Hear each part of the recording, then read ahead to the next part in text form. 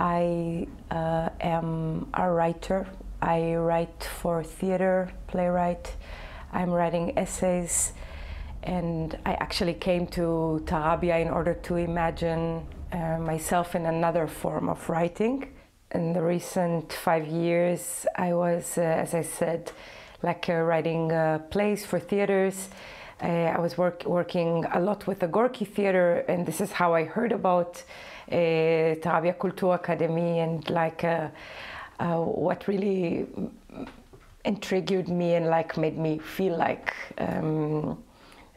trying to apply to this residency and try out a different form of writing, trying to work on a topic and do it not here in my home in Berlin in the theater frame that I always work with, but in a form that I don't know yet. And I think that in a way I wanted to write in Istanbul, which is a different way to meet the Middle East for me. When I come back to Tel Aviv, to Palestine, Israel, it's always very charged with emotions, with encounters, with histories, with luggage, of course, and political pain or political traces personal from the past. I was curious with arriving to Istanbul and meeting the Middle East, not as an immigrant, but not as a local as well. Somehow being in this in-between, being almost transparent and moving in a space that I experienced as a familiar one. So it's very interesting. I think just even the offer, the potential, the offer of come, maybe you will discover something that is meaningful for you. They were immediately connecting, sending contacts and phone numbers, offering help, taking us to tour the city, everything. This was always there. In addition, there is another network of theater people who connected me with theater people, local theater people in Istanbul that I was very, very grateful to meet. And then a phone number of someone who gave another phone number. Everything was very open and very inviting. The verdict of Osman Kavala. This is when I suddenly I had to find the activists, the people who are organizing a bus, and to go. I wanted to go there, and I wanted to support, to stand there, to do whatever I can. And this was the first time that I really somehow started to really interact with the city, and then I couldn't stop. The first event, it was a very dramatic day.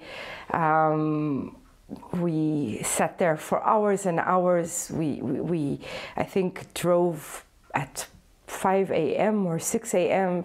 and we found ourselves dancing in the parking lot out of that surrounds the court, just to hear on the day afterwards that he was arrested again. And the last one was the Women's Day March in the 8th of März, which was, I think, one of the most thrilling, exciting public events that I've ever taken part of.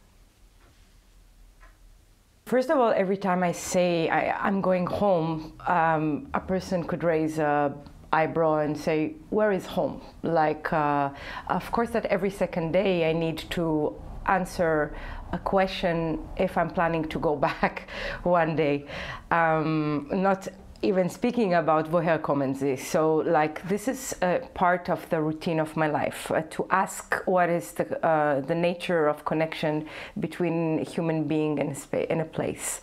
So I am, of course, absolutely busy with that and concerned about that and the political process that are being created as a result of this question. I would say that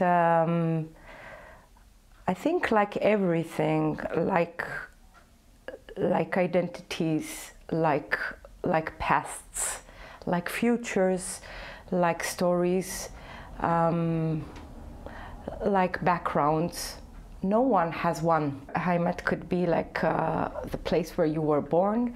A Heimat could be a place where you could have been born, and a place where you would have been a little bit more privileged if you had like enough luck to be born at. Thinking about being born in Palestine, Israel, just accidentally on this side of the wall or on that side of the wall, and how does it like change your whole life? The intersection of perspectives is built in the body of the immigrant.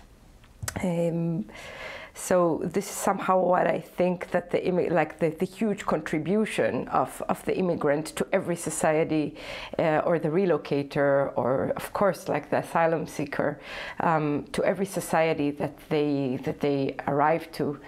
And I would, say for sure that there are at least 2 or 3 or 4 Heimats, like within every person.